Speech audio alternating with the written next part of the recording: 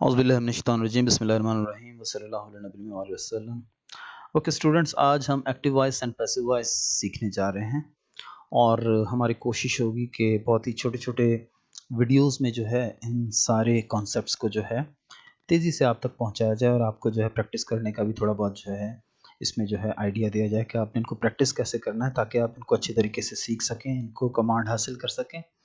Active voice और passive voice जो हैं वो आप यूँ समझें कि बात करने के 2 अंदाज़ हैं और जितना ज़्यादा आपकी अंदाज़े बयान में वैरायटी होती है, उतना ही ज़्यादा आपकी बात जो है दूसरों को अच्छी भी लगती है और दूसरा ये कि दूसरे लोग भी जो हैं वो एक ही तरीके से बात नहीं करते हैं। तो कभी वो एक्टिव सेंटेंसेस यूज़ करते हैं, कभी पैसिव सेंटेंसेस यूज़ करते हैं, तो दोनों किस्म के सेंटेंसेस का, दोनों किस्म की वॉइस का जो है समझना आप लोगों के लिए बहुत लाज़मी है, ताकि आप जब कन्वर्सेशन में हिस्सा ले रहे हो तो आप बात को समझ भी सकें और कह भी सकें। सबसे पहले जनाब आ जाते हैं इसकी डेफिनेशन की तरफ कि एक्टिव वॉइस और पैसिव वॉइस होते क्या हैं। तो वॉइस जो है उसके बारे में कहा गया है कि it is the form of the subject that shows if subject is doing something or something is happening to it.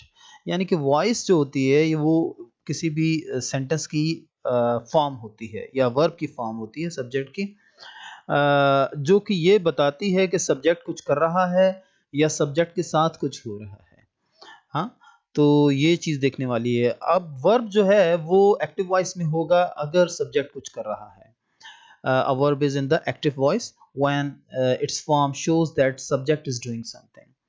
और वर्ब जो है वो पैसिव वॉइस में होगा अगर जो है उसकी फॉर्म ये शो करती है कि यानी कि वो कुछ नहीं कर रहा बल्कि something is happening to it. जैसे हम उर्दू में कहते हैं कि मैं खाना पका रहा हूँ, तो ये जो है आपका एक्टिव हो गया। लेकिन अगर मैं कहता हूँ कि खाना पक रहा है, तो अब खाना कुछ नहीं कर रहा है, कोई और आदमी है जो कि खाने को पका रहा है। तो खाना पक रहा है जो वो एक पैसिव फॉर्म हो गई वर्ब की यहाँ पर। तो इसका मतलब हुआ कि अब यहाँ पर जो है सब्जेक्ट के साथ कुछ हो रहा है हमारे, और यहाँ पर हमारा सब्जेक्ट जो है दूसरे सेंटेंस के अंदर वो खाना है। तो यहाँ से एक बात और भी क्लियर होती है कि जो पैसिव सेंटेंसेस होते हैं उसके अंदर ऑब्जेक्ट जो होता है वो सब्जेक्ट बन जाता है, लेकिन सब्जेक्ट बनने के बावजूद वो कुछ कर नहीं रहा होता है बल्कि वो अपनी पैसिव स्टेट में होता है, कुछ ना कुछ उसके साथ हो रहा होता है, लिहाजा इसी वजह से हम उसको पैसिव वॉइस कहते हैं। ओके जी, 12 जो हमारे टेंसेस हैं उसके अंदर तकरीबन 9 टेंसेस जो हैं उनको आप पैसिव वॉइस के अंदर तब्दील कर सकते हैं और लिहाजा इस सिलसिले में जो पहला टेंस आता है वो है प्रेजेंट इंडेफिनिट टेंस।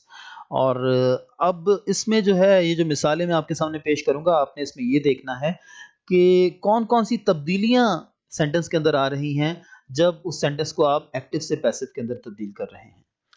आप देख सकते हैं मैंने यहाँ पर कुछ आइडियाज़ लिखे हुए हैं कि अफ़र्मेटिव फॉर्म में जब प्रेज़ेंट डेफ़िनिट होता है तो उस वक़्त जो है सब्जेक्ट के बाद वर्ब आता है और उसके बाद ऑब्जेक्ट आता है, और वर्ब अपनी फर्स्ट फॉर्म में आता है, आपको मालूम है प्रेज़ेंट डेफ़िनिट में। और जब आप उस अफ़र्मेटिव फॉर्म को जो है पैसिव में चेंज करते हो तो ऑब्जेक्ट जो होता है वो सब्जेक्ट की जगह आ जाता है। लेकिन क्योंकि ऑब्जेक्ट सब्जेक्ट की जगह पर आया है तो वो अपनी सब्जेक्टिव फॉर्म के अंदर आएगा, और उसके बाद हम इज एम आर लगाते हैं प्रेजेंट इंडेफिनिट में। वर्ब की जो फर्स्ट फॉर्म होती है उसको हम वर्ब की थर्ड फॉर्म के अंदर तब्दील कर देते हैं और उसके बाद जो है कोई भी मुनासिब प्रेपोजिशन लगाते हैं। अमूमन बाय को ज़्यादा यूज़ किया जाता है और उसके बाद आप आखिर में सब्जेक्ट लगाते हैं। लेकिन अब सब्जेक्ट जो है वो अब ऑब्जेक्ट की जगह पर चला गया है तो वो अपनी ऑब्जेक्टिव फॉर्म के अंदर आएगा। इसकी मिसाल जो है यहाँ पर आप पहला सेंटेंस देखिए, आई हेल्प दैम। तो यहाँ पर आई आपका सब्जेक्ट हो गया, हेल्प आपका वर्ब हो गया और दैम आपका ऑब्जेक्ट हो गया, और दैम आपको पता है कि ऑब्जेक्टिव फॉर्म है दे की। तो अब जनाब जब आपने इसको पैसिव वॉइस के अंदर तब्दील किया तो आपने कहा कि दे आर हेल्प्ड बाय मी। तो दे जो दैम जो है वो अब उसने अपनी सब्जेक्टिव फॉर्म इख्तियार कर ली। पहले वो ऑब्जेक्ट की जगह पर था तो वो अपनी ऑब्जेक्टिव फॉर्म में था, और अब वो सब्जेक्ट की जगह पर आ गया तो वो अपनी सब्जेक्टिव फॉर्म के अंदर आ गया। तो दैम की सब्जेक्टिव फॉर्म दे है, तो लिहाजा यहाँ पर जो हमने इसको दे में तब्दील कर दिया। और उसके बाद हमने दे के बाद जो है इज एम आर में से कौन सा हेल्पिंग वर्ब लगता है दे के साथ, आर लगता है। तो आपने जो है यहाँ पर आर लगाया और वर्ब को उसकी थर्ड फॉर्म में चेंज कर दिया, तो दे आर हेल्प्ड बाय मी। और यहाँ पर भी आप देखिए कि आई जो था यहाँ पर सब्जेक्टिव फॉर्म में था, लेकिन अब जबकि वो ऑब्जेक्ट की जगह पर चला गया है तो अब उसको हम उसकी ऑब्जेक्टिव फॉर्म के अंदर लाएंगे। ये ऐसे ही है कि अगर ड्रामे में किसी को फकीर की जगह पर रखा जाएगा तो उसको फकीर के लिबास पहनाया जाएगा, और अगर किसी को बादशाह की जगह रखा जाएगा तो उसको बादशाह का लिबास ही पहनाया जाएगा। तो यही यानी कि चीज़ समझने वाली है स्टूडेंट्स यहाँ पर। ओके स्टूडेंट्स, अब हम इंटरोगेटिव सेंटेंसेस की बात करते हैं प्रेजेंट डेफिनिट की। कि जब हम प्रेजेंट डेफिनिट के इंटरोगेटिव सेंटेंसेस बनाते हैं तो हम पहले डू या डज लगाते हैं, उसके बाद सब्जेक्ट लगाते हैं, फिर वर्ब की फर्स्ट फॉर्म और फिर ऑब्जेक्ट आ जाता है। लेकिन जब आप इसको तब्दील करते हैं इसकी पैसिव फॉर्म के अंदर, तो आप इज एम आर जो है वो डू या डज की जगह पर लगाते हैं, और डू या डज जो है वो बिल्कुल भी यूज नहीं होते हैं इंटरोगेटिव फॉर्म के अंदर, पैसिव फॉर्म के अंदर प्रेजेंट डेफिनिट की। तो लिहाजा आपने यहाँ पर जो है इज एम आर लगाया, और इज एम आर जो है वो किस मुनासबत से लगेगा कि जो ऑब्जेक्ट अब आप सब्जेक्ट की जगह पर ला रहे हैं उस ऑब्जेक्ट की जो सब्जेक्टिव फॉर्म है उसकी मुनासबत से जो है इज एम आर लगेगा। और उसके बाद आप जो है वर्ब को जो है उसकी थर्ड फॉर्म के अंदर तब्दील कर देंगे, और उसके बाद बाय आपने लगाया और फिर सब्जेक्ट आप ले आएंगे उसकी ऑब्जेक्टिव फॉर्म के अंदर। एक मिसाल यहाँ पर देख लीजिए, जैसे हमने लिखा है कि डू वी डिस्टर्ब यू, क्या हम आपको तंग करते हैं। अब यहाँ पर आप देखिए कि डू आ रहा है, फिर सब्जेक्ट आ रहा है वी, और उसके बाद वर्ब की फर्स्ट फॉर्म आ रही है, और फिर यू आ रहा है जो कि ऑब्जेक्टिव फॉर्म है यहाँ पर। तो आपने जब इसका पैसिव बनाया तो आपने कहा कि are you disturbed by us.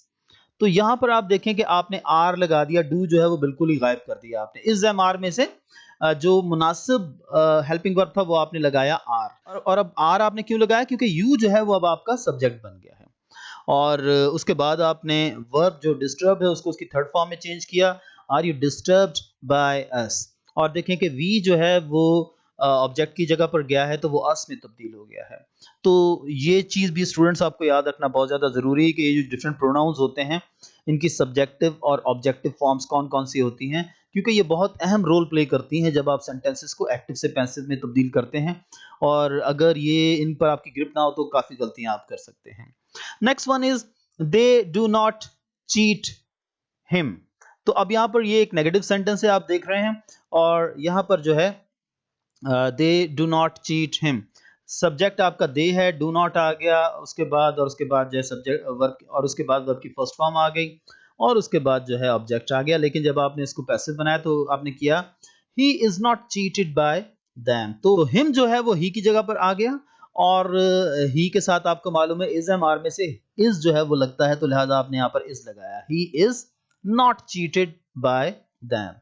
तो अब देखेंगे डू नॉट जो है वो बिल्कुल ही गायब हो गया, और क्योंकि ऑलरेडी अब हमारे पास जो है कि हेल्पिंग वर्ब जो है वो पैसिव वॉइस के अंदर है, तो लिहाजा हम उसी की मदद से जो है उसका नेगेटिव भी बना लेंगे, और सिंपली हम जो है नॉट लगाएंगे और उसका नेगेटिव बन जाएगा, he is not cheated bye them. और यही चीज समझने वाली है कि जो प्रेजेंट इंडेफिनिट होते हैं उनके अंदर जो है हेल्पिंग वर्ब जो है वो नहीं होता है, लिहाजा आप जब उसको उसके अफर्मेटिव में और नेगेटिव में तब्दील करते हैं तो आप डू या डज इस्तेमाल करते हैं। लेकिन जो उसके पैसिव सेंटेंसेस होते हैं उनके अंदर जो है वो हेल्पिंग वर्ब होता है इज एम आर, तो लिहाजा आप जो है डू या डज इस्तेमाल नहीं करते हैं, बल्कि उन्हीं की मदद से जो है आप उनको नेगेटिव और इंटरोगेटिव में जब तब्दील करते हैं। और आपको मालूम है कि जब आप इंटरोगेटिव में तब्दील करते हैं तो इज एम आर पहले आ जाते हैं, और जब नेगेटिव में तब्दील करते हैं तो सब्जेक्ट के बाद जो है आप इज एम आर लगाकर उसके बाद आप नॉट लगा देते हैं।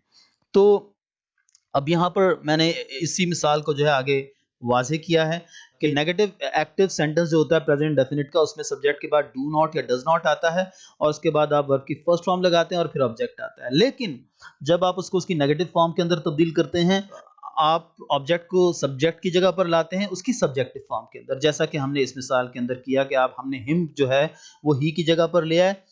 हिम जो थी पहले ऑब्जेक्ट की जगह पर था तो वो अपनी ऑब्जेक्टिव फॉर्म में था, लेकिन जब वो सब्जेक्ट की जगह पर आया तो अपनी सब्जेक्टिव फॉर्म ही के अंदर आ गया। और उसके बाद जो है आप इज एम आर लगा में से कोई एक लगाते हैं जो भी मुनासिब होता है अब नए सब्जेक्ट की मुनासबत से, और उसके बाद आप नॉट लगा देते हैं, और उसके बाद वर्ब जो होता है उसको थर्ड फॉर्म में तब्दील करते हैं, और बाय लगाकर आखिर में आप सब्जेक्ट लगा देते हैं। लेकिन अब सब्जेक्ट जो है वो अपनी ऑब्जेक्टिव फॉर्म के अंदर आएगा क्योंकि ये ऑब्जेक्ट की जगह पर आ गया है। कुछ मिसालें जो हैं आप मजीद यहाँ पर जो है नोट कर लीजिए, जैसा कि यहाँ पर है कि यू डू नॉट इनवाइट अस, आप हमें इनवाइट नहीं करते हैं। तो प्रेजेंट डेफिनेट जो है आपको मालूम है कि ऐसे सेंटेंसेस होते हैं जिनके अंदर आप जो है या तो हैबिट्स बताते हैं या रूटीन बताते हैं, इस किस्म की चीज़ों के बारे में जो आप बताते हैं कि आप ये काम करते हैं, आप ये काम नहीं करते हैं, इस किस्म के कामों के बयान के लिए जो है प्रेजेंट डेफिनेट यूज़ होता है। तो यू डू नॉट इनवाइट अस, आप हमें इनवाइट नहीं करते हैं। तो आपने जब इसको पैसिव वॉइस के अंदर तब्दील किया तो आपने कहा we are not invited by you. तो आपने अस को जो है सब्जेक्ट की जगह पर लेकर आया, लेकिन अब उसको उसकी सब्जेक्टिव फॉर्म वी के अंदर लेकर आया और उसके बाद आपने आर नॉट लगाया। डू नॉट गायब हो गया क्योंकि वी के साथ आर लगता है, तो अब आपने नॉट लगा के उसको नेगेटिव कर दिया उसका, और वर्ब को उसकी थर्ड फॉर्म में तब्दील कर दिया। ये एक इंपॉर्टेंट चीज़ है कि पैसिव वॉइस के अंदर हमेशा वर्ब की थर्ड फॉर्म यूज होती है, ये जहन में रखने वाली बात है। ओके स्टूडेंट्स, ये भी नीचे भी कुछ ऐसी ही एग्जांपल्स हैं, जैसे कि does he not eat mangoes, तो are mangoes not eaten by him. अब यहाँ देखिए कि मैंगोज जो था वो ऑब्जेक्ट की जगह पर था, तो आपने पैसिव बनाया तो उसको सब्जेक्ट की जगह पर लेकर आए, और क्योंकि सेंटेंस हमारा क्वेश्चन है तो आपने जो है डस की जगह आर लगा दिया, क्योंकि मैंगोज जो है वो प्लूरल नाउन है, तो लिहाजा इसके साथ जो है आर मुनासिब लगेगा। और उसके बाद जो है आपने वही तब्दीलियां की, आपने नॉट लगाया और उसके बाद आपने वर्ब की थर्ड फॉर्म लगाई और आपने बाय हिम, यानी कि ही को देखें आप हिम की जगह पर लेकर आए। तो इसी तरह कुछ और मिसालें भी हैं जिनको कि आप नोट कर लीजिएगा। ओके स्टूडेंट्स, अब आप कुछ एक्सरसाइजेस देख लीजिए जो कि आपको प्रैक्टिस करनी चाहिए। नंबर 1 है यहाँ पर, she cooks meat at 7 a.m. And number 2, I open shop early in the morning. Number 3, they deceive you. He teaches me mathematics. She awakens us at 7 a.m. We help them in their work. ये सारे affirmative sentences हैं। अब कुछ negative sentences देख लीजिए। Do I deceive them, do we cheat you, does Zafar and Umar cook food, do people give you food. तो ये आपके क्वेश्चन सेंटेंसेस हैं, इंटरोगेटिव सेंटेंसेस हैं। आप देख रहे हैं कि डू या डज जो है सब्जेक्ट से पहले आ रहा है। और उसके बाद अब आप आ जाइए नेगेटिव सेंटेंसेस के ऊपर। He does not study his text books, she does not waste her time, they do not help me. तो आप देख रहे हैं कि सब्जेक्ट के बाद जो है डू नॉट या डज नॉट आ रहा है। तो अब आपने जो है कमेंट्स के अंदर आप कोशिश कीजिएगा कि आप इनको जो है, या अपने जो भी टीचर्स हैं आपके, अगर आपको ये कॉन्सेप्ट समझ में आ गए हैं तो जो भी आपके टीचर्स हैं इंग्लिश के, उनको आप ये एक्सरसाइजेस जो हैं वो करके दिखा सकते हैं, and definitely they will help you. उसी तरीके से ये नेगेटिव इंटरोगेटिव सेंटेंसेस हैं आपके, और इनमें भी वही रूल्स हैं। Do I not tell you everything, do we not inform you, does she not sew clothes. तो स्टूडेंट्स, मजीद इनको प्रैक्टिस करने का तरीकेकार यही है कि आप इंग्लिश के वर्ब्स लीजिए 5 या 10, और उनसे जो है मुख्तलिफ किस्म के सेंटेंसेस बनाइए, पहले एक्टिव में बनाइए, और वो सेंटेंसेस अफर्मेटिव भी हों, नेगेटिव भी हों, इंटरोगेटिव भी हों, नेगेटिव इंटरोगेटिव भी हों, और उसके बाद आप उनको जो है पैसिव वॉइस के अंदर तब्दील कीजिए। बहुत सारी ऐसी एक्सरसाइजेज आपको जो हैं मिल जाएंगी नेट के ऊपर भी, जहाँ पर आप इस कॉन्सेप्ट को जो है प्रैक्टिस कर सकते हैं। Thank you so nice of you. Hopefully ये छोटी सी एक काविश जो है आपको पसंद आई होगी। If you feel that these videos are useful for you, तो आप इस चैनल को सब्सक्राइब ज़रूर कीजिए, एंड ऑल्सो आप वीडियोज़ को लाइक करें और दूसरों तक भी पहुँचाएँ, ताकि ज़्यादा से ज़्यादा जो है लोगों को इससे फ़ायदा हो। Thank you so nice of you. अस्सलाम वालेकुम।